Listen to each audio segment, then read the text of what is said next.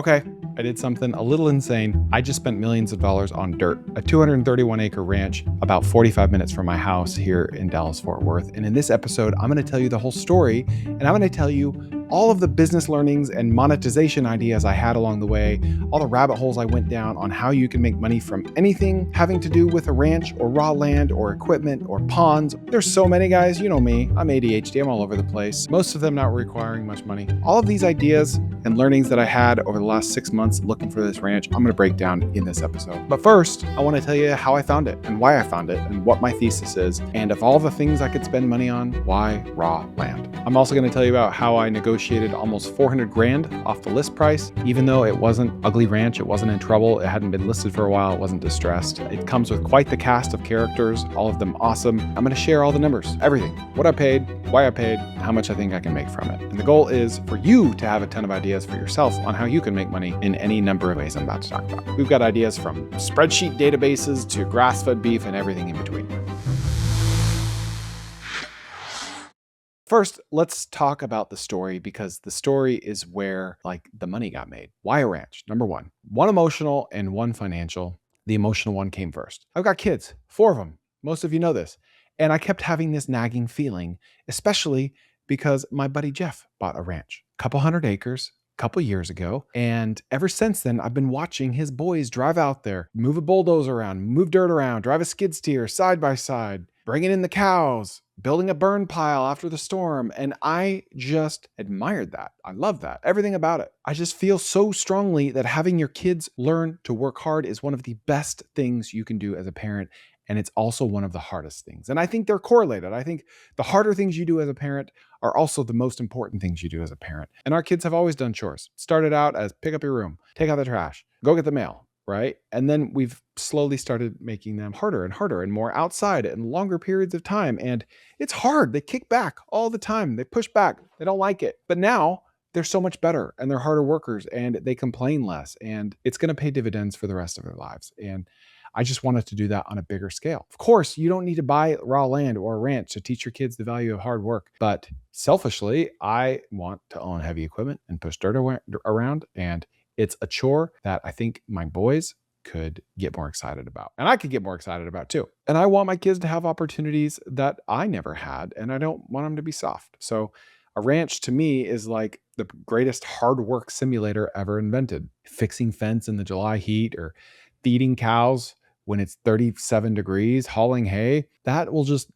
change a kid. It'll build something in a kid that no app ever will. And then there's the name. This is more emotional stuff, but my wife and I got married on 08/08/08, August 8th, and 3/8. So this is called 888 Ranch. And I kind of like the branding aspect of that because 3/8 in a row will be a great cattle brand. Oh, I forgot to mention, it is a cattle ranch. There's about 100 cows on it, and I'll talk about how those are going to get taken care of as well. But it's also going to be the name of a YouTube channel where I'm just going to document all this. I'll link to that in the description. So those are the emotional reasons. And they came first, honestly. They say business isn't personal or yada, yada, yada, but it is personal. And this was first and foremost an emotional decision. But I'm a capitalist, I'm an entrepreneur, and I want to justify my purchase by either hoping it appreciates or allowing it to cash flow or using it as a vehicle to at least pay for itself, at least break even, hopefully even make a profit. But DFW is adding I want to say 150 to 200,000 people a year. They're primarily growing the city, the Metroplex, north and east. So this ranch is a 57-mile drive from downtown Dallas, the heart of downtown Dallas, 57 miles. It's in the path of growth. It's been held for decades. I just see this as an asymmetric bet. So worst case, my family gets a ranch that we love, but it doesn't make much money. Best case, the Metroplex crawls to my fence line and the land appreciates. Now let's talk about the search. We were first looking for 50 to 100 acre parcels. And I really liked the northeast area of Dallas-Fort Worth. I ran a 138-mile trail once. It's called the Northeast Texas Trail, the NET. And I like the idea of buying land that bordered the NET. It's in the process of becoming a state park. Most people don't know this. It's public, but most people don't know. And there's some good precedent from other rail trails, is what they're called, state parks, and what happens to land that appreciates along those state parks. There's one in Kansas or Missouri. There's about 4 state parks that used to be railroad lines, rail trails, right? It's just really long and skinny. That's the state park. And you can go back in history and see how much did land appreciate in that area versus how much did land appreciate that was close to what is now a state park. It outperforms the averages. So that got me looking northeast. I kind of live in the northeast area and I wanted it to be within 45 minutes of my house because I wanted this to be somewhere where I could go to for a day or an afternoon or a Tuesday evening. But if it's 2 hours away or an hour and a half away, you kind of got to make a weekend out of it. And I wasn't willing to do that. So 45 minutes away from my house max, also happens to be about 45 to 60 minutes from downtown Dallas. Hey, if you like this episode real quick, just hit subscribe wherever you're consuming this. It would mean the world. And so I was looking at these 50 to 100 acre parcels and they were selling from between, 700 and 1.4 million, depending on if they had a house or not, how big the lake was, if they were fenced, did they come with a tractor, et cetera. And I found one I loved that bordered the Northeast Texas Trail, but it was overpriced by about $200,000 and the owner just was not willing to budge. It had a home, which I liked because we want a place to stay when we go out there. And it bordered this trail and it had a beautiful pond. It had a beautiful view, but it was just, I couldn't overpay for it. And then I found one across the street. That one was, I think, 47 acres. The one across the street was 70 acres and it was $500,000 less despite being bigger. And it had a bigger pond and it had a shop, but it had no house. So I felt like this was a much better value and I put in an offer, but it was barely too late. They accepted a different offer the same week and we lost it and we were super bummed. And at that point, it's like, dang it. I'm just an impatient person. I didn't want to keep waiting. And then for whatever reason, I was like, what if we think bigger, right? What if we go bigger and think bigger acreage, bigger price? I think we can afford it. It's more of a stretch than what I was comfortable with, but I like the way things are going with my businesses and I'm optimistic, right? I like biting off more than I can chew. So we started looking at 100 to 300 acre ranches and we found the one that we settled on. It was 5 minutes further away from our house than these two that were across the street from each other, but it was gorgeous. There was no home, but it had a shop, fully fenced, 100 cattle on it that would not convey. And here in Texas, they have what's called ag exemption, okay? Which means your property taxes are literally 97% lower because you're using the property for agricultural use. This only applies to properties of 5 acres or more, and you have to apply for it. You have to have a specific use case like wildlife management or crops and or growing hay or raising cattle. And most of these parcels are already ag exempt because the property taxes would be outrageous. If it's a $2 million ranch, your property taxes are going to be $45,000-$50,000 a year. But if it's ag exempt, it's $1,500 a year, right? So it's a big deal. So we found this 231 acres and it had elevation, which we really wanted. It had a view and you don't get a lot of those in North Texas. It was partially treed, partially pasture, had a shop, had an 80-year-old barn, no home, which was a bummer, but just a gorgeous property. 30-something% was in a floodplain, which is pretty common for large parcels. Floodplain's worth about a third of non-floodplain land, but you just work that into the price. It just means you can't build a permanent structure on it unless it's on stilts. And I just loved it. We went out there, we toured it, we met the owner. He was awesome, and I just fell in love with it. And they already had an appraisal done. And this was the time when we started looking into A, making sure that we weren't going to overpay, B, that it was already ag exempt, and C, that we could make sure that it was ag exempt for us too. Because if there's a lapse in your ag exemption status, then the county will claw back taxes. It could be hundreds of thousands of dollars worth of taxes. So this is like a compliance nightmare. It could be. This is when we really started opening our eyes to how serious the compliance side of a ranch could be, or if putting your ranch in an LLC, for instance. So no crazies come out there and do something stupid. Speaking of compliance and boring stuff like that, that's one thing that I'm absolutely terrible at when it comes to business is compliance alerts, registered agents, LLC renewals. I've had so many LLCs that I lapse, but now I use Busy for all of my compliance needs. That's bizee.com. They take care of all of that. And so if you need to file an LLC to stay compliant, you don't even pay them anything. It's free. You just pay the state filing fees to Busy and then they pass them on to your state. If you've ever tried to navigate those state filing websites, it's an absolute nightmare. These sites were built in the 90s and they haven't been updated since. Busy takes care of your registered agent services, your deadlines, your EIN filing, all the things that can absolutely wreck you if you miss a letter in the mail. They'll give you an operating agreement template that's much better than whatever ChatGPT spits out. You can search for your potential business business name to make sure no one else has taken it. All of your documents are in one clean, easy to use dashboard, and you get lifetime customer support for all of your filings and any future filings as well. And don't forget, you need a registered agent service for your business. They take care of that as well. If you've heard of another big player in this space that does similar stuff, do not use them. They are the worst. I won't even say their name. Use bizee.com, bizee.com. They support the channel. I use them on a regular basis. I love them, and I am proud to stand behind them. Okay, so we started looking at this property, and it had an appraisal already in place. And I uploaded that appraisal to Claude. And I was using Claude for all of this research back and forth, back and forth. I was taking comps, as in properties of similar size, uploading them, one screenshot of 100 comps to Claude, and it was just picking apart this appraisal. And I can confidently say that Claude alone, my $20, and this is not an ad for Claude. Yes, that was an ad for Busy. This is not an ad for Claude. Claude alone, my $20 a month subscription saved me hundreds of thousands of dollars on this purchase. And the selling broker was quite astute. They were like a farm and ranch and land broker. They know what they're doing, right? It wasn't like a residential real estate agent that stumbled her way onto a 200-acre ranch. They knew what they were doing. But Claude pointed out things like, hey, the comps that you're using in this appraisal are for 60-acre parcels. This is 4 times the size. So you're saying it's worth $15,000 an acre or $12,000 an acre, whatever it is, based on a comp of 60 acres. But ranches that are this big are worth much less per acre. The bigger the parcel, the cheaper it is per acre. That's like no-brainer of the century, just like a house. 1,000 square foot house in California might be $800 a foot, but a 3,000 square foot house might be $600 a foot, right? Same is true with acreage. So it helped me pick apart the appraisal, write really clean replies, and we got it under contract. I found a local bank, like an ag bank or a farm and ranch bank. They financed 85%. I put 15% down. My interest rate is like 6.7%. Closing took about 2 months. We got approved and we closed. Several $100,000 under the asking price. Then I got my own appraisal done and it appraised higher than our asking price, which I was happy about. And it's kind of a weird time to buy land because land here in North Texas went absolutely parabolic the last couple of years, from like 2020 to 2023, 2024. And over the last 2 years-ish, it's been dropping. It's been going back down. Growth has stalled. And so either it's going to keep dropping and I bought at a bad time, or I bought the dip. I won't know for years. So I feel good about it because I don't plan to flip this. This isn't just like some speculative investment. This is something I plan to own for the rest of my life and hopefully for my kids and grandkids to own one day. And interesting to note, one reason the seller went with me is because I'm not a big developer. I'm not going to turn it into a neighborhood. Neighborhoods are popping up all over the place in North Texas and Northeast Texas, some with thousands of homes, 4, 5, 6,000 homes in a neighborhood. And that's not going to happen here. I didn't sign anything, but I shook on it. And I mean it.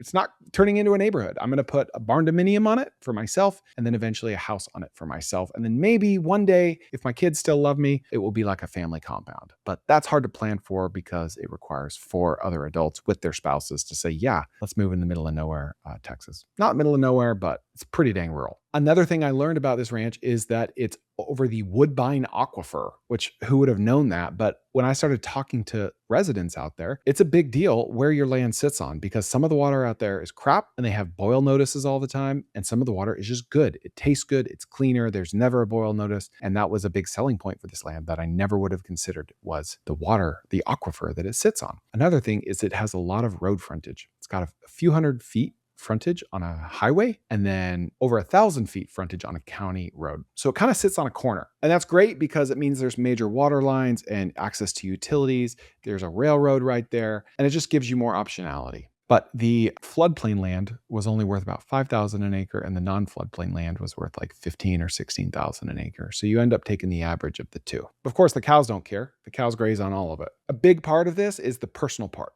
I met the seller myself. We texted, we shook hands, we got on his side by side, checked out the cows together so he could see that my story was true, that I'm not a data center guy from New York. They didn't want a data center. They didn't want a neighborhood. They wanted to keep the country experience. There's about 5 neighbors that live alongside me right next to my property, and all of them have views onto my property, and they don't want that view interrupted. And I don't want to interrupt it for them either. So that's another kind of learning from this is just by nature of who you are as a person means you can get a discount below fair market value. My loan was a 20-year amortization and a 5-year ARM, adjustable rate mortgage. I felt comfortable with that since rates are already really high. I've done it before. It worked out well. I think it was really important to go through a farm credit lender because this is what they know. The lender I used does not even lend on residential at all, only on large tracts of land. There's a shop on the property, 2,400 square feet. It is currently rented out to a business owner.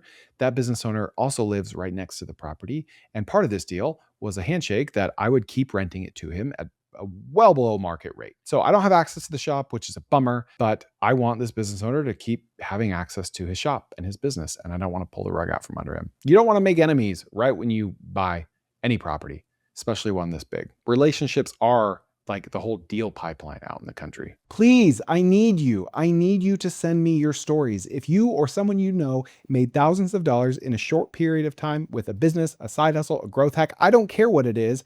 I want you on this podcast to give you free publicity and to help grow my podcast. So if that's you, go to tkoyes.com, fill out the form. If it's a friend of yours, send them tkoyes.com, have them enter your name, and I'll give you $1,000 for the referral. That's tkoyes.com. Okay, so what did I pay for this? I paid $10,500 an acre or $10,300 an acre, depending on how you look at it, because my wife was actually the agent that represented us. So she got a 3% commission kickback. And as part of the negotiating leverage to bring the price down, we essentially gave back 2% of her 3% commission at closing. So call it $50,000, which represented about $200 per acre, if that makes sense. That was a nice little win-win and a good creative way of financing it. It's a good learning that it pays to get your real estate license. Costs about $1,000. You got to study, takes tens of hours. But once you do, if you're at least buying real estate for yourself, then you can take home an extra 2 to 3% at closing. Why not?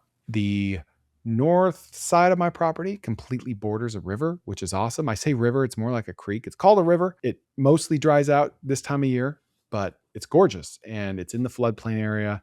It's got 4-acre pond. It has a 1-acre pond, and then it has like 4 or 5 other small ponds just for the cattle to drink out of. So one of the first things we're going to do is take the 4-acre pond, dredge it, clean it out, drain it, move the fish to a different pond, dig it out, make it deeper, put some structure in there, import some Florida bass. And I'm probably going to buy my own heavy equipment to do this and to just pay guys to do it, because I can hire guys to drive my dozer and my excavator, pay them 20 to 50 bucks an hour. But if I hire a company to do it, they're going to charge me 200 to 500 an hour with their equipment. And so my buddy just hired someone to dig out a pond, cost him 125 grand. And he said he could have bought the equipment for less than that, done the same amount of work, hired it out, and then sold the equipment and saved, tens of thousands of dollars. So I happen to like driving this stuff. My kids are going to like it. And believe it or not, if they're your kids and they're only 16 years old, they can drive a bulldozer in the state of Texas.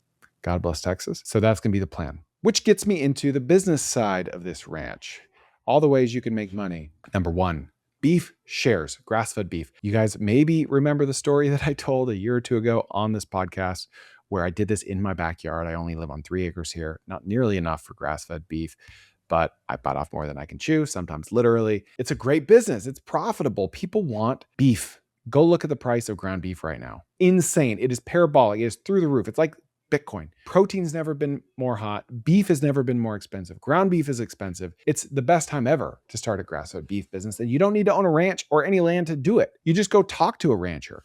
I'll tell you how the rancher I'm buying this ranch from makes money. He's got about 85 cattle. 2 of them are bulls. The bulls impregnate the heifers. Heifers give birth to the calves. Calves are born. They keep eating the grass. When they get to be about 500 or 600 pounds, he takes them to the auction in either Sulphur Springs or Mineral Wells, I think, middle of nowhere, Texas. And those sell for about $1,400 each, right?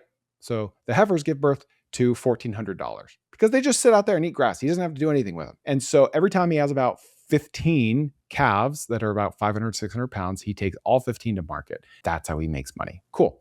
So moving forward, he's going to keep doing that. I'm not going to own those cows. I'm not going to manage them. I'm not going to cut the grass, spray the grass, roll it up into the big hay bales. He's going to keep doing that. And I'm just going to sign a grazing lease with him. So he'll pay me a nominal monthly fee to keep doing exactly what he's doing. And now when I want to send cows to the slaughter to be sold as grass-fed beef, I just buy them from him, right? I just earmark them. Literally, I just go brand them, say, brand 888. These are mine. And then instead of him selling them at 500 pounds, we wait until they're at like the optimal size and then get them slaughtered.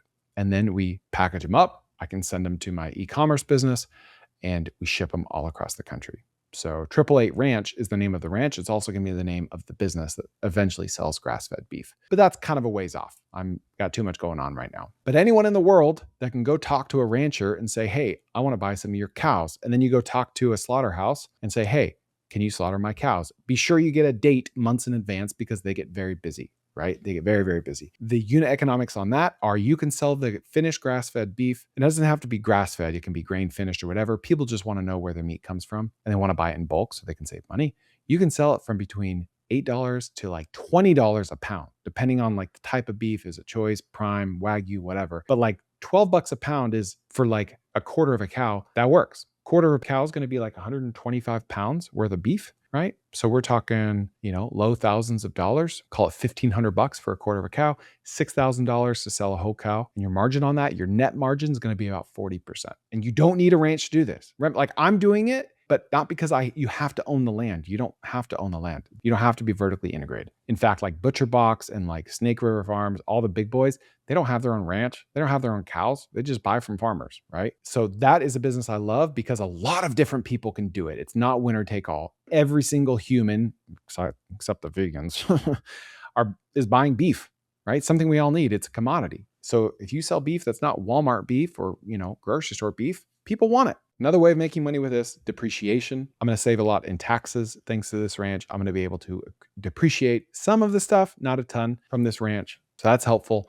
I'm going to be making shop rent from the ranch, not quite market rate, not what I would like it to be, but it's something. It's a revenue stream. It helps make my payment. I could do hunting leases, right? Plenty of space to do guided hog hunts, helicopter hunts. Hogs are an invasive species here, so you can shoot them wherever, whenever, however you want. There's white-tailed deer out here. People pay thousands of dollars to shoot a deer. Clay pigeon shooting, charge for that. Rifle range. Hunting leases actually aren't super profitable. Not very bullish on that, especially for the liability. By the way, I have a new private YouTube community where I post exclusive interviews and videos that no one else in the world will see.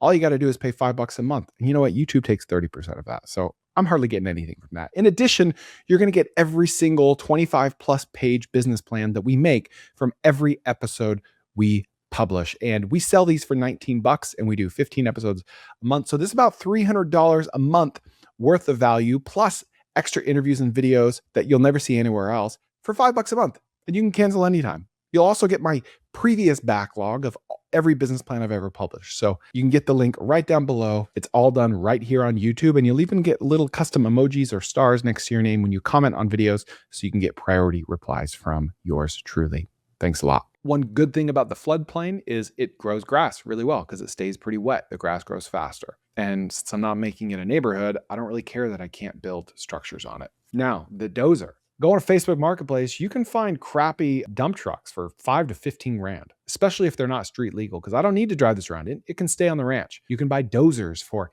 10 to 30 grand. You can go to farm and ranch auctions or heavy equipment options and buy dozers, get them delivered to your property, and then they stay there forever. I know a guy that just flips heavy equipment. He goes to auctions, he buys them, and he sells them. He never even takes delivery of them. So when we dredge out our pond and dig it out and make it deeper, make it bigger, we're going to take all of that, blackland clay, that North Texas clay that's really rich and compacted, and we're going to move it up to the hill, like the highest point on the property, and we're going to build our house on top of that. So it's going to be even more elevated. That way we don't have to get a bunch of clay purchased and shipped in from somewhere else. How about the pond database? So I was talking to Claude about this, and there are 800,000 farm and ranch ponds in the state of Texas alone. And there's no public database, but there should be. There could be. All the tools are there. This GIS mapping, imagery, Google Earth, AI agents, everything is there for someone to build a database of ponds. Well, why would you want one? Oh, geez. Where do I begin? You could have a marketplace for people to go fishing on private property. People could charge for people to fish for bass on private property. You could sell the leads to pond management companies, pond dredging companies, pond digging companies. Like, it's data. You can do whatever you want with data. The dams on these ponds leak. Beavers actually poke holes in the dams. They're supposed to do the opposite, but when it comes to ponds, a beaver is a rancher's worst nightmare. So these ponds need to be repaired, just like anything else. Another way of monetizing it, YouTube channel. So I'm not going to be able to leverage my audience because this is a business audience. They don't really care about farm and ranch stuff, but I can leverage my learnings, right? I talk about that all the time. Your learnings compound just like money does. So I've learned so much about how to grow a YouTube channel, about good hooks and thumbnails and retention. I'm going to leverage all those learnings into a different channel where it's just me out there like cutting down trees and talking about farm and ranch stuff. I figured if I'm doing that, I might as well film that. I already have a team. I already have like a thumbnail guy who's amazing. All these people, might as well make a YouTube channel. And I think realistically, if the YouTube channel gets to be a fraction of the size that this one is, then it would at least cover the payment. I would have zero ongoing expenses because it would be offset by the YouTube channel. I think I could get there within a year or so. So that would be awesome. How about farm stays, hip camp, RV rentals, campsite rentals? Right next door to me, there's a tiny house community with 14 tiny homes.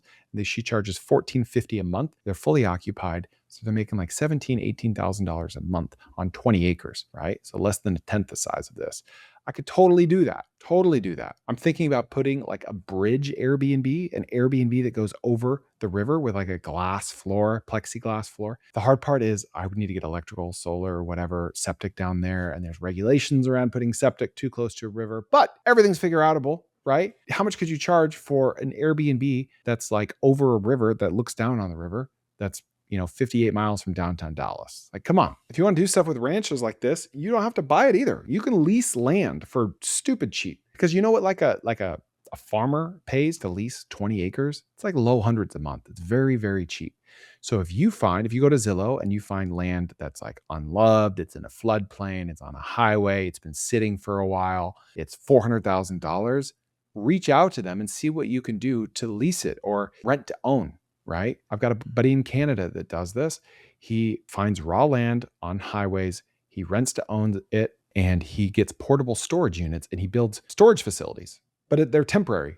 They're with portable units. That way, if heaven forbid it doesn't work out, he can just walk away at the end of his lease and resell his storage units. But so far for him, it's never not worked out. It's always worked out. 5 acres on a highway, brings in portable storage units, starts renting them out.